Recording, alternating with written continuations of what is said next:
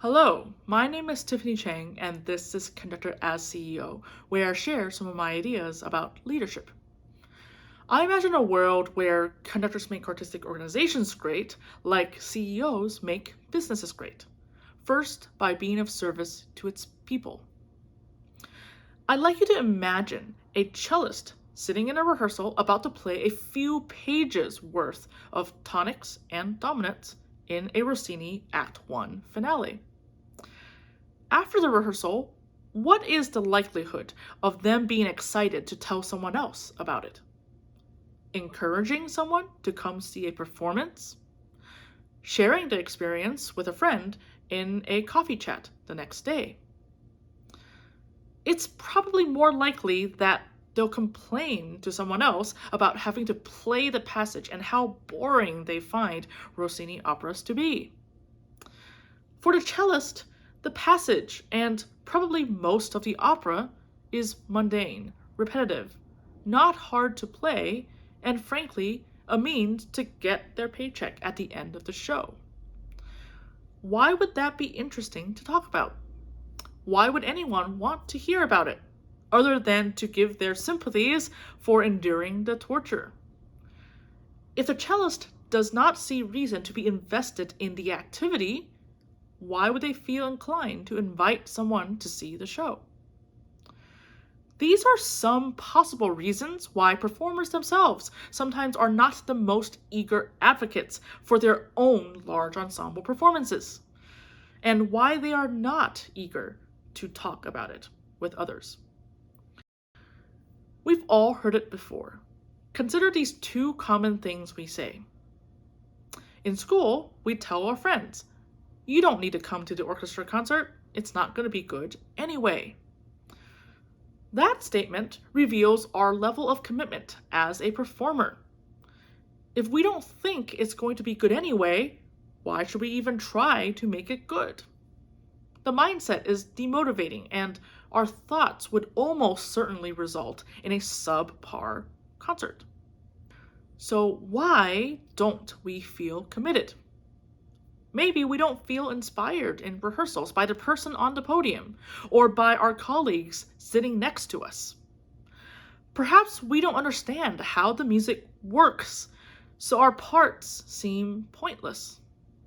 Maybe our commitment is currently elsewhere, in a solo recital the next day, or that big audition next week, and we can't spare any commitment to this rehearsal right now. And why wouldn't we tell people to come? If we don't like or feel invested in the experience, our friends who share our taste would certainly feel the same. So obviously they shouldn't come.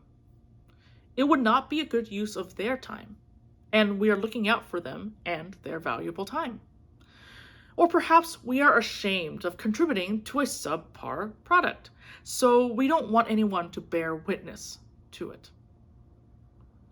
In a second scenario, in school, we'd also tell our friends, "You should come see the orchestra concert. You'll love it.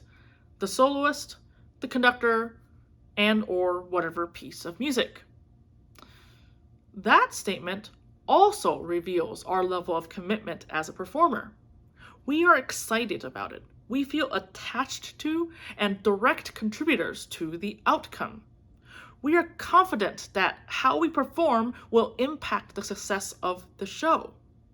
It will be a great concert because we will give it our all, and we know we are capable of accomplishing it. This is all highly motivating. So, why do we feel so motivated and committed? Well, something about the soloist, conductor, or piece of music transformed and motivated us. Maybe it's the way the composition has surprised us with its twists and turns. Perhaps it's how the soloist made us feel, like we are an equal musical partner, and that made us want to give our all. Maybe it's how the conductor revealed the significance of our part in rehearsal that made us play with more conviction and purpose. And why would we tell people to come?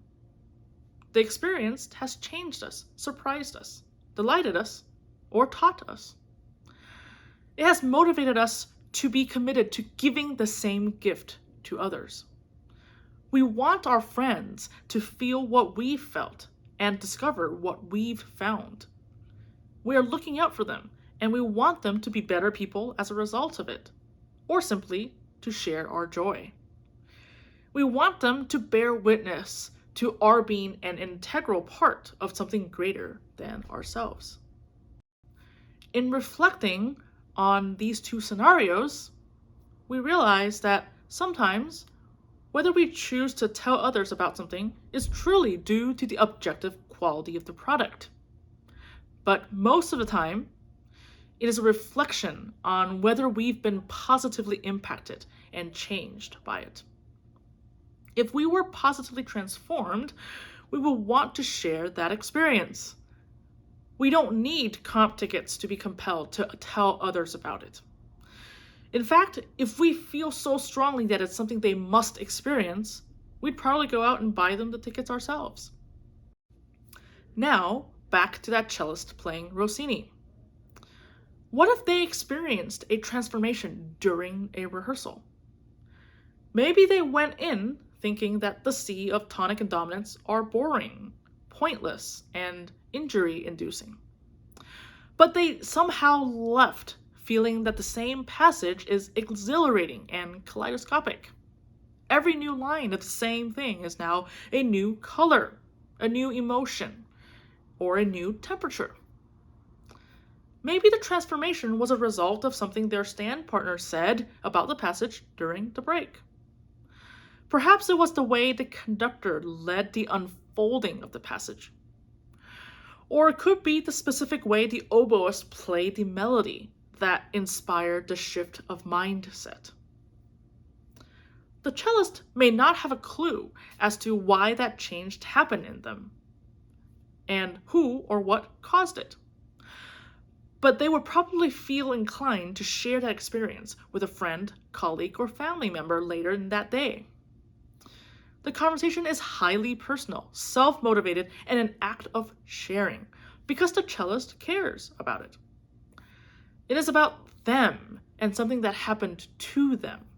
And they are the only one who can share the specifics of that unique experience. It just may spark a conversation that leads to their friend getting a ticket to the show. As leaders, we often want our performers to be advocates in bringing in audiences. But we often don't start with asking why would they want to talk about it in the first place? What are the personal stories of impact and change that would motivate them to talk about it without any prodding or incentives? And what is actually preventing them from talking about it? Why might they be uninterested in sharing it?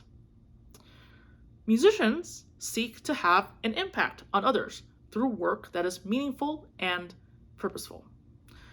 If they indeed believe their work is meaningful and purposeful, then they will realize that in order to have an impact on others, there must be people there to receive it. So the stakes become high for them to tell others about it. At the end of the day, we can leverage these stakes to increase fulfillment and help musicians own their impact, generated by the people themselves wanting to talk about it with others, as opposed to being instructed to do so by an organization. And as leaders, we can ask ourselves, what are we doing to cultivate an environment that encourages this? And how have we transformed our musicians so that they would want to talk about their work? If these ideas resonate with you, please consider signing up in the link below to receive an email with each new blog post sent directly to your inbox. Thank you and have a great day.